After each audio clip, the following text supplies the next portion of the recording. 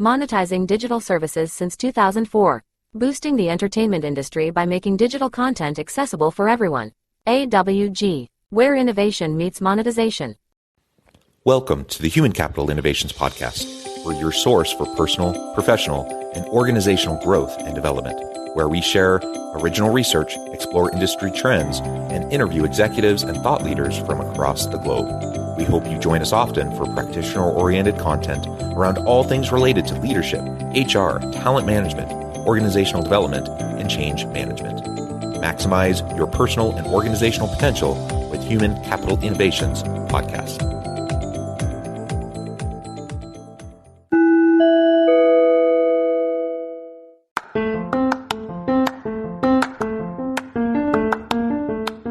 If you enjoy the Human Capital Innovations Podcast, enjoy ad-free listening by going to the Patreon page, and please consider contributing even at the producer or sponsorship level. And please leave a review. Thank you for your support.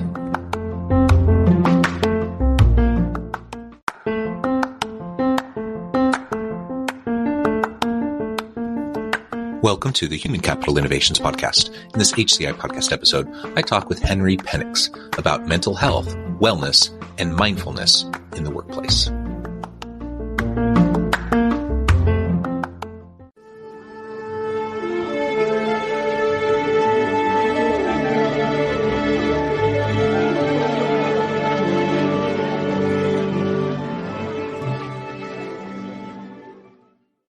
Penix, welcome to the Human Capital Innovations Podcast. Thank you. Great to be here.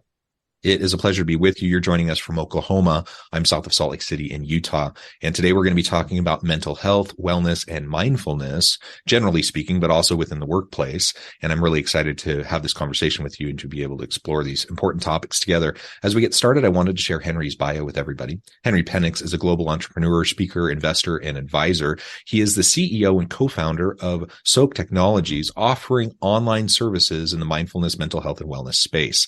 From humble beginnings to successful creations and exits in real estate, the service industry, and technology, he is grateful for each step in the process. He has been afforded the opportunity to develop partnerships and friendships with some of the nation's foremost business and political leaders. He has never forgotten his humble roots and enjoys speaking to live young entrepreneurs when possible. He is the current recipient of the National Blue Chip Enterprise Initiative Award, the SBA's Entrepreneur of the Year Award, commendations from the governor of his home state, commendations from the Senate and House of Representatives, an honorary doctorate degree in leadership, and has held membership in the United Nations in US and Europe. It is truly a pleasure to have you. Anything else you would like to share with me or my audience by way of your background or personal context before we dive on into the conversation? No, I'm just happy to be here. Well, let's start by framing up a little bit about what you're doing there at SHRM Technologies. Again, offering online services in mindfulness, mental health, and wellness in that space. Describe a little bit about what you're doing, and then we can talk more about some of the particulars of what we can do, both for ourselves, for our loved ones, members of our family, but also in the workplace and people who may be part of our teams.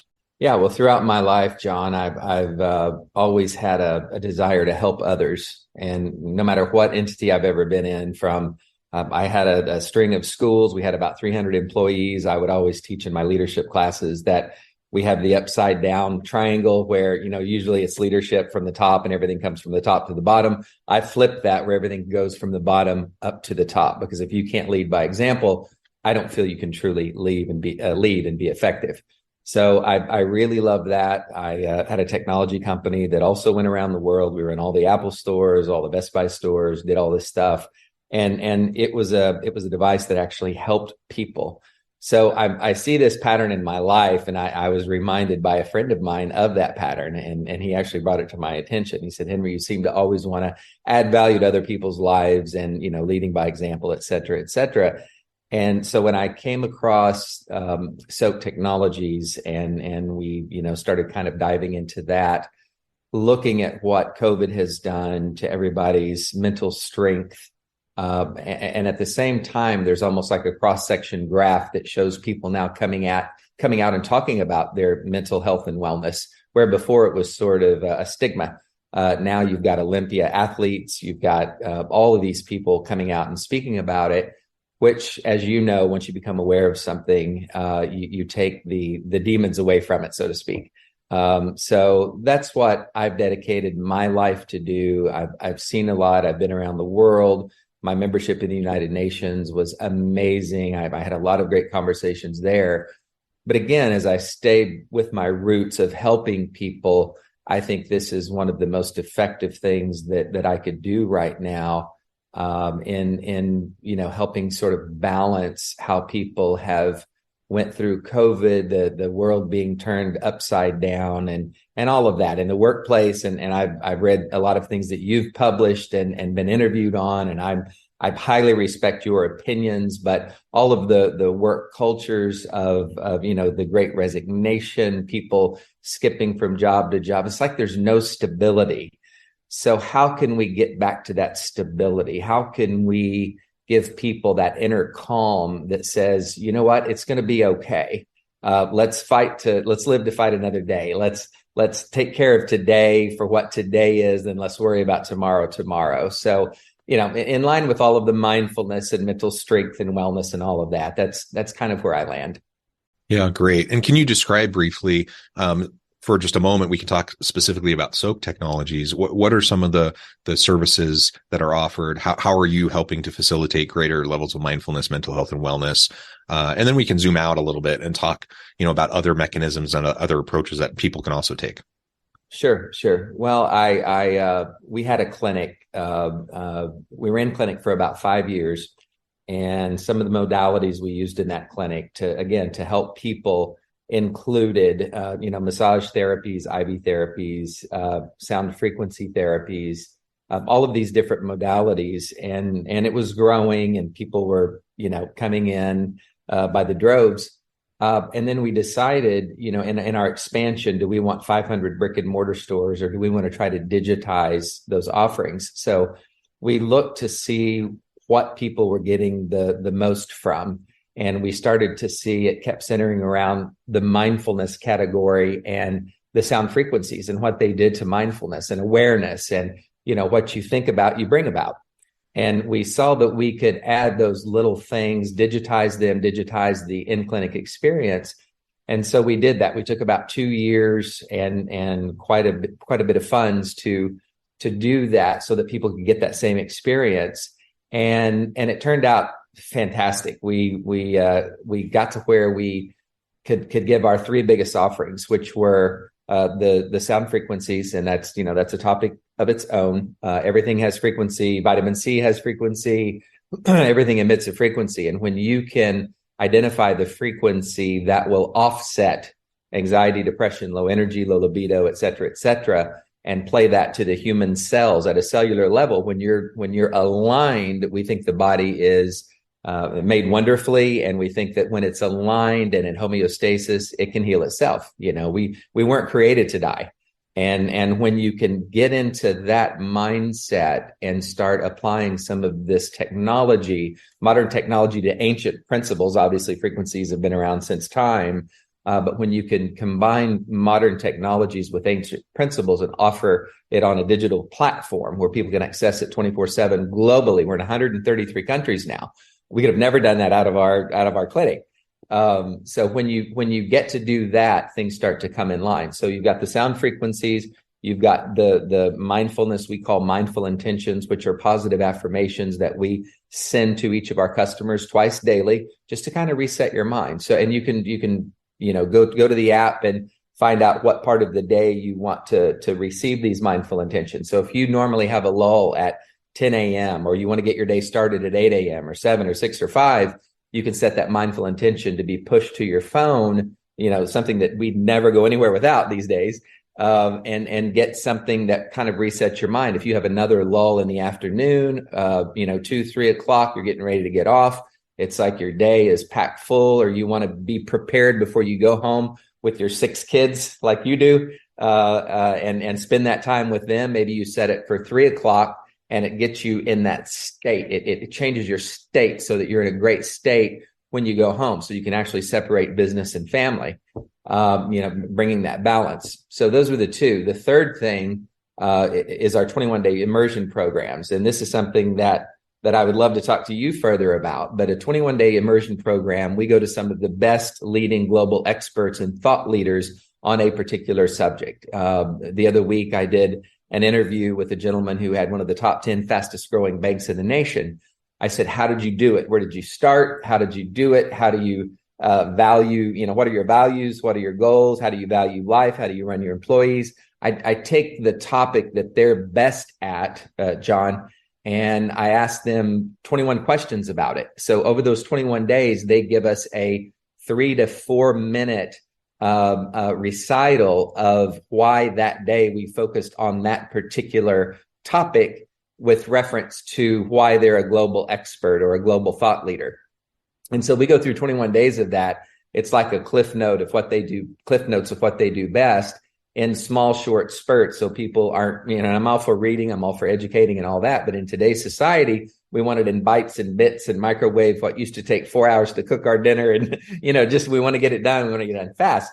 So if they can hear those 3 to 4 minutes, you can always find 3 or 4 minutes in your day, whether it's before you eat lunch or after or during, or right before you go to bed. And at the end of those 21 days, you can learn something that, again, further changes that perception or your mindset about something that's interesting to you. So that's been huge. All 3 of those things come in our digital platform, again, that we've taken into 133 countries now.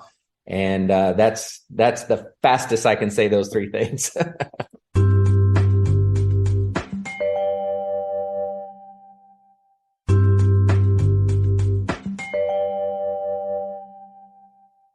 As you talked about the deep dive for particular areas of interest for your customers, I think that's something that's really interesting, and even providing, I don't know if this is part of what you do, but providing additional resources if they want to go deeper or dig deeper into a particular piece for the day. But also the positive affirmations, that is just so important that people can get into the habit of positive self-talk. And I know that may sound kind of touchy-feely, warm, fuzzy, woo-woo, whatever. Right.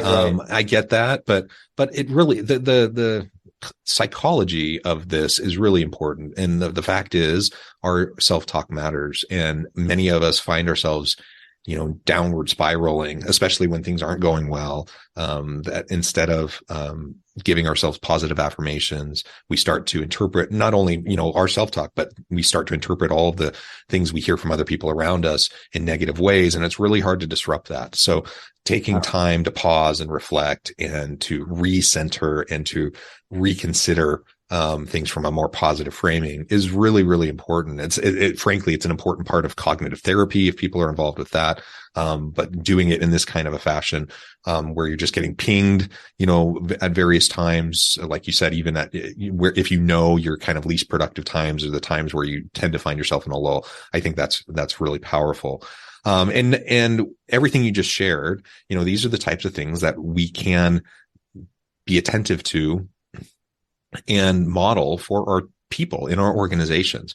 Or as a dad, I can model it for my children, for my family, or any other context you might find yourself in. So not only is it important for me to be able to, foster greater levels of mental health, mindfulness, wellness, so I'm, in a better space, but it models for my team, and it allows me to be more supportive of them so they can do the same thing. And you start to have these ripple effects that ultimately far extend your reach and your impact of these types of practices.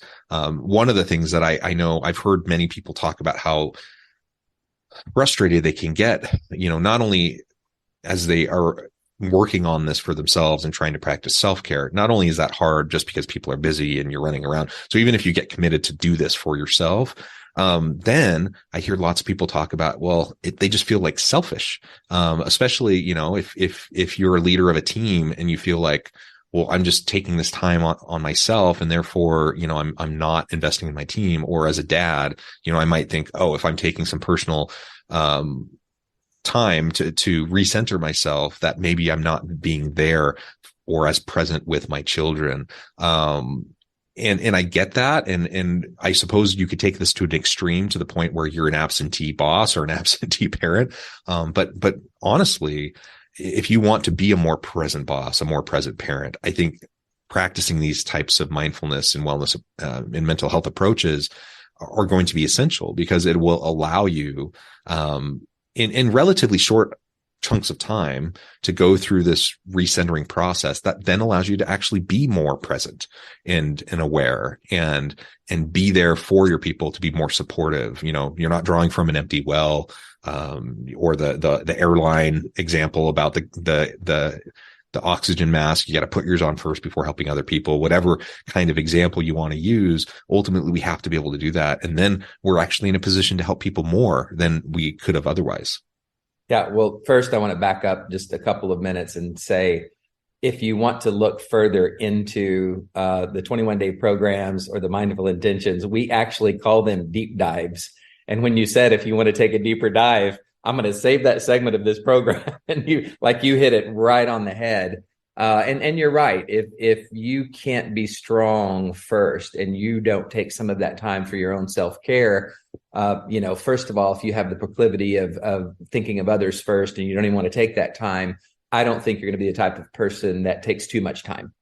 So I think you are going to be watching that. You aren't going to be the absentee boss or father. I think you are going to take just enough time to actually care for yourself enough to then be strong for others. I love the oxygen mask analogy. I love, a chain is as weak as its weakest, as strong as its weakest link. And you will be that weak link if you don't take care of yourself. And if you can't be strong first for yourself, you can never be strong for others. So yes, we think that's so important to take that time out for self-care. And that's part of what SOAK does. We named it SOAK, SOAAK. Obviously, SOAK was taken. So the SOAAK is about immersing yourself and being in sort of a, this immersion of self-awareness, this immersion of constant and never-ending improvement, the can-I principle, and things like that do make you that stronger person, so that you can be strong and productive for your family and friends, for your relationships, your work, your workouts, whatever you do that helps strengthen yourself. We want to be there to support that in a non-evasive way. We want to be able to be, part of your mobile phone. And I know there's a whole thing on, radio frequencies and fields and all of that. But with today's technology and being able to bring that to something that you have around you anyway, every day, the benefits much outweigh any problems or risks. So we're super excited about this. And I'm very pleased to hear your perspective on it, because you're right in step with exactly what we do. While this particular tool can be very helpful, of course, there's so many different things you can do. And my suspicion is, well, I'm sure you as the CEO and co-founder of your company, you want to see this adopted to have greater reach and greater impact. The reality is you want people to just be more healthy. You just want people to practice more mindfulness and to be in a better mental state. And whether that's through your tools or through just other, through other mindfulness practices, that's really what it all comes down to. And there are so many things that you can do to be able to recenter yourself, to be more present, to be more mindful, and to just foster better self-talk and better, more positive approaches to the challenges you face during your day. One of the things that I've tried to do consistently over time that I find really helps, it's just super simple, super easy. It's just a matter of taking deep breaths, like taking the time. When people say they don't have time to practice mindfulness and monetizing digital services since 2004, boosting the entertainment industry by making digital content accessible for everyone. AWG, where innovation meets monetization. Foster some self-care and such. I think, well, if nothing else, take time for deep breathing. It literally can be 30 seconds, between meetings. Take some time to pause, take 10 slow, deep breaths. And it's amazing just physiologically what that does to you, and how it can make such a huge difference, such a small amount of time. And if you have more time, great, 5-10 minutes, take periodically throughout the day, take those moments, take that time. It doesn't need to be a ton of time. But when you do those things consistently over time, it makes a dramatic impact on your overall wellness and well-being. And it just allows you to be with people in a different way. You'll respond. Time, like you were saying, it's a cumulative effect. So you take 2 minutes today, 2 minutes tomorrow, 5 minutes the next day. Maybe you enjoy a 30-minute workout. It's an accumulation. It's at the end of the week, how much of that self-care time did you use on yourself? And just like working out, if I can't get to the gym at least 4 days a week, I don't feel as good. And even if I go in for 20, 30 minutes, say I set aside 45 minutes, but I only get to go 20 or 30 minutes, that small win for me, celebrating that small win, makes all the difference in my whole day. I did something that I planned on doing. I ran out of time. I didn't have enough time, but I still showed up, even if it's for that 15, 20 minutes, and I did something. I was active. And you know how action changes the whole body. I can stand up right now and smile and do 10 jumping jacks, and it will affect the rest of my day. Something you said about breathing, and I'm glad you brought that up. I don't know if you have ever listened to Huberman, the Huberman report and all of that out of, I think he's out of Stanford. One of our people, I guess, know him. So I listened to a couple of things that he has put out, and he teaches a breathing technique that you can breathe in, and it's a double breath. So you take that extra breath up and then blow out slow and long and hard. If you just do that 3 times, and we based our whole company on lowering people's stress level.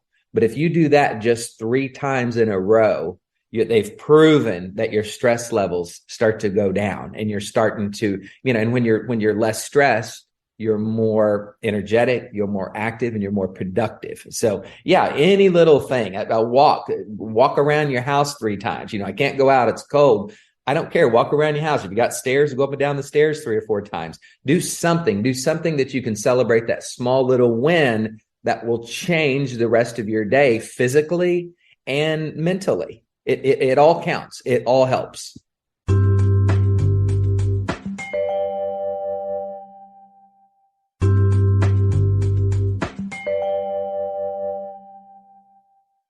Yeah, it does all help. It can seem fairly trivial and just insignificant, and I get it. And if it seems insignificant, you think why even bother? But cumulatively, it really makes a huge difference. These small little things, and think about it in terms of small little wins that you can have throughout your day, especially when you're dealing with high anxiety situations, high stress situations. Take the time to do some of that deep breathing. Take some time to pause, take some time to self-reflect. You'll find that you'll be more productive. So the 5-10 minutes you take is going to pay off in spades in terms of your overall focus and productivity and ability to be present with people as you're focusing on relationships and such, all of which is going to just help you be more effective in what you do as a leader. Your technical expertise, innovation, creativity, all of that is going to be vastly improved as you make that a focus. And so for anyone listening, if you're thinking, I know I should work out more. I know I should, meditate. I know I should do this, that, and the other. It can start to feel overwhelming because you just add it to like the long list of all the other things you're supposed to be doing. And then you feel guilty about it. You might feel shame about it. That's not going to help. So we're not trying to like shame you into mindfulness practices. But the point is like, start small, start simple. And just, if you need to set an alarm on your phone, for once an hour to take a 2-minute reflective break, a deep breathing break, go on a quick walk, whatever, like there, anything like that. Start small, start simple. It can make a real big difference.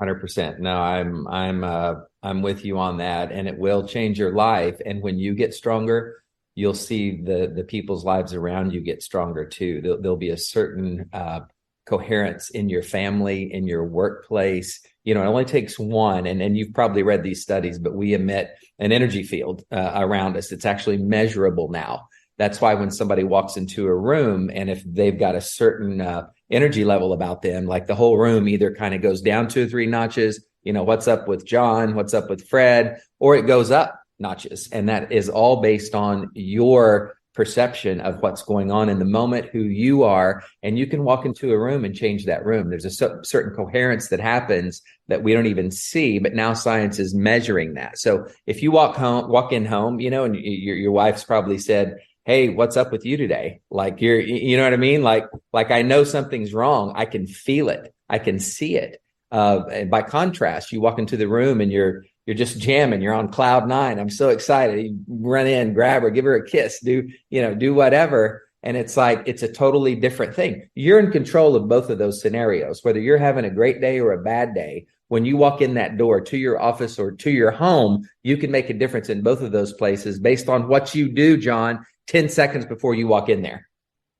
And you've got the power to do that. It's so easy to say and so hard to do. But if you have an awareness of it, you've set your timer, you've done some little thing to amp up your energy field and how you are perceiving the moment and living in that moment, then when you're strong, you affect everybody around you. You can change the whole environment, the whole feeling of your office by doing that. You can change the whole feeling of your family by doing that. You can change the feeling of yourself by doing that. And something that, just for being aware of it, that's not a big ask. Just be aware of it. Be aware of how you walk into a room. Be aware of how you talk to the people you love. Be aware of how you talk to your coworkers. If something's bothering you, snap yourself out of it. Tell yourself something. Give yourself a positive affirmation. Repeat it. And I used to hear people say, if you say something out loud, it's so good. Write it down, say it out loud. I'm thinking, no big deal. I don't have to do that. Well, in many cases, it helps because when you say something and you hear yourself say that thing, there are no barriers to entry. There's nothing like if I tell you, man, I really love those glasses, you immediately say, well, thanks, Henry, but why are you telling me that? What do you need? There's always some sort of a barrier. But if you look in the mirror and say, John, those are awesome glasses, it's like you believe it because you said it. So if you walk into right before you go home and you walk in, you're looking at yourself in the mirror, you're just in your car, and you say, John, you're going to be the most awesome father when you walk in that room. My family's going to love me. I'm going to make a difference in their lives. 10 seconds and you've changed the rest of your evening. So I'm way into that. And again, that's what we push our entire company on. But I love that. And I love that you recognize that. Yeah. Well, Henry, this has just been a really great conversation. I know at the time I need to let you go here in just a minute, but before we wrap things up for today, I wanted to give you a chance to share with the audience how they can connect with you, find out more about your work, your team, and then give us a final word on the topic for today. Yeah. So if you are interested in some of the things that John and I have been talking about today, go to SOAK, and it's SOAAK.com. With all of our things, we have free trials so that I never want to push anybody into doing anything they don't want to do. But I promise you try that for 7 days. That sets your timer for your day so that you can get these positive mindful intentions. You can look at the sound frequencies. You can do the 21-day emergency. You get everything. Try it out. And I really hope it changes your life. But just as a final word and to close what we've been talking about, be mindful for yourself first, and then you can be mindful for other people later. When you get yourself strong first, and I'm not talking about an hour workout, I'm talking about 10 seconds before you walk into that room, like we were just mentioning, you can change your life and you can change the life of others. So I wish everybody the best. John, I love talking to you. You fit right into exactly what we're doing, and I'd love to continue this relationship. Wonderful. Thank you, Henry. It's been a pleasure. I encourage the audience to reach out, get connected, find out more about what Henry and his team can do for you. Check out SOAK. And as always, I hope everyone can stay healthy and safe, that you can find meaning and purpose at work each and every day. And I hope you all have a great week. Do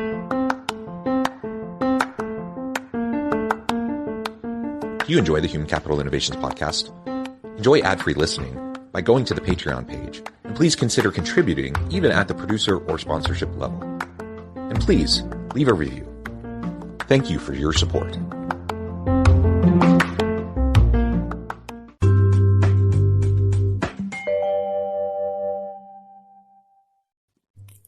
Thanks again for joining us for this episode of the Human Capital Innovations podcast. I hope you stay healthy and safe and that you have a great week.